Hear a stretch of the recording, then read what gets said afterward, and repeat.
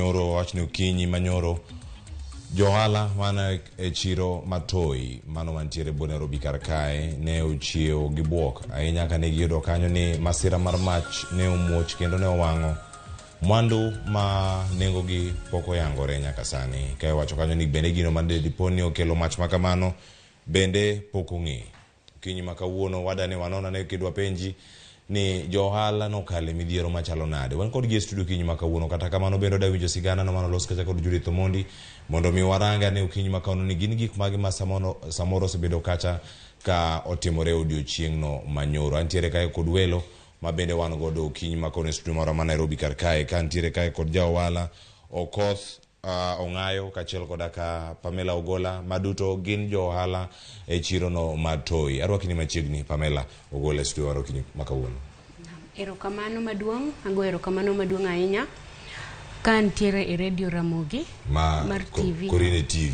Yeah. Kamano. Koro ago erokamano maduong' ahinya.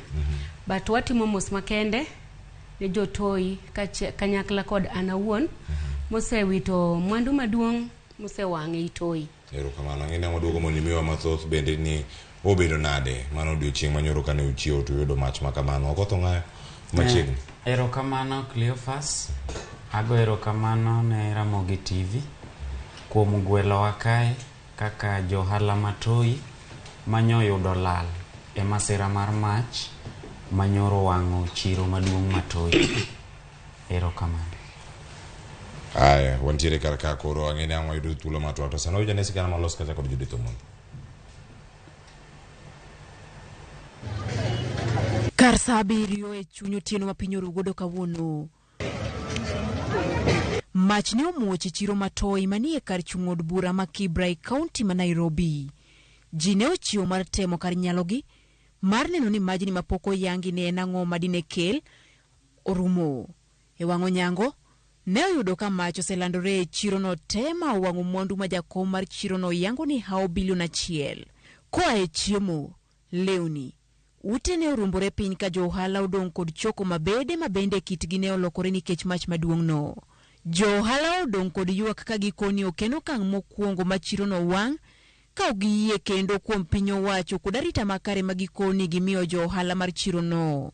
Apoteza gik mang'eny karibu 3 million. Kachana chamo kamera law kata sano ose neg mach but kara pod liel nyaka sani kibendi ni gati ariyo madongo go pod liel nyaka sani sani na ka loan mar 300,000 poka chulo kata installment achiel to chako wang' makara gik meno modong' ka gima ne igi onge. Ohala olal to the tune of approximately 1 billion. Your fire onego beni respond as fast as possible. To awago negi simu kawa chalo ng'ama wiyo wilore, but okagi respond in time. Johalago koni ywaruok osebede kindgi kod ji ma ok giyango makoni gin kod barupe mag lo e chiro no gino magiparo ni ne omiyo wang' negi chiro. No, gin landlords maclaim ni kakargi, but gin absentee. We have never seen their faces. Kesi kokotini haujaonyesha ni vipi walipata title deeds, but wanasema land ni yao. Hii kesi imekaa kotini, tunaendelea kusukuma hii kesi. Imefika mahali tukaona ni vizuri, sababu mtu akikaa mahali, sheria Kenya inasema hivi, kama mtu amekaa mahali more than 10 years, hiyo sehemu ni yake. Jalup County Commissioner Makibra Gideon Ombogi mane ochopo e masira no ne oyango ji ma okoni ni kod barupe makmana ni oken kod adieri ni gine magikedo kod johalago. Kuna watu wako na title deeds kwa hili shamba lote. Hawa wafanya biashara wanaitwa two squatters, na kuna wengine wako na haja zao tofauti, haja ndogo ndogo za kutatiza watu, kuchukua zile nafasi kuuzia watu wengine. Kwa hivyo ndio sababu nimewaambia kwamba kuna mambo ambayo hatuwezi kusema hapa. Johalagi okwayo nondo matute wijima ne ochako mach makamano kagikwayo tend county bende mondo chung choko osuru e kinde mapod gimanyo kaka ginyalo dok malo.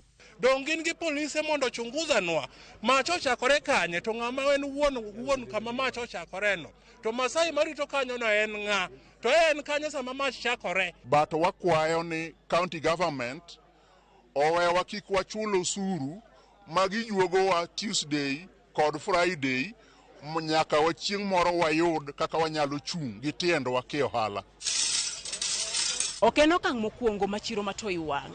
Apisa mag arita kwe kodi nitiere weche mathoth makelo ywaruok ka ahinya to ewi weg lo.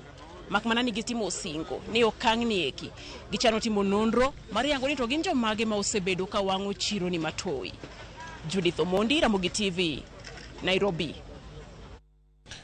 Mano sigana ma kanyo kod Judith Omondi. Koro wan gi jo wala nyakoro moge jwang' mane okalo wach machalo kamano kata masira mar mach mane nitiere kacha e chiro no mano Matoi odiochieng' manyoro. Mana kaka sekuni kacha ka kod okotho ng'ayo jo wala e chiro Matoi kachal koda ka Pamela Ogola. Pamela Ogola ng'acha kodi kinang'i lerno